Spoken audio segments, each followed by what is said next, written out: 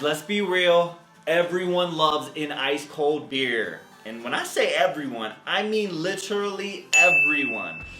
Beer has consistently been ranked the most preferred alcoholic beverage in the United States. It's also one of the oldest manufactured drinks. It dates back almost 5,000 years. That's older than my dad's sneakers, guys. Bruh. There's obviously tons of different kinds of beers. We got porters, Pilsners, IPAs, Stouts. But there's one thing they all have in common.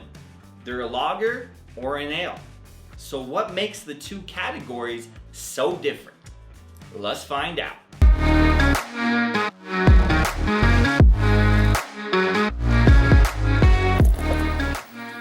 A lot of people think that the flavor or color or even alcohol content is how you separate them. But it's actually two key factors that makes a beer a lager or an ale. Number one, the fermentation process, and number two, the yeast used in brewing. So fermenting is when malt grains are broken down into alcohol.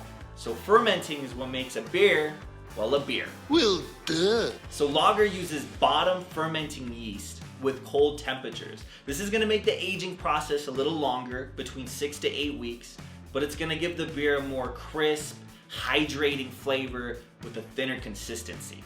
Now ales, on the other hand, you probably guessed it, use a top fermenting yeast with warmer temperatures. This is gonna make the aging process a lot quicker, between 3 to 5 weeks. And that's gonna give the beer a more full-bodied flavor with a thicker consistency. So the conclusion, there are two different kinds of beers. If you want something that's a little more mellow, maybe more thirst quenching, go for a lager. You could get a Heineken, Dos Equis, man, you could even get a Bud Light. If you want something with a little more character, maybe a little fuller taste, go for an ale. You know, you could get an IPA, an Imperial Stout. At the end of the day, they're both great. So get a bottle of both of them, and remember, stay boozy.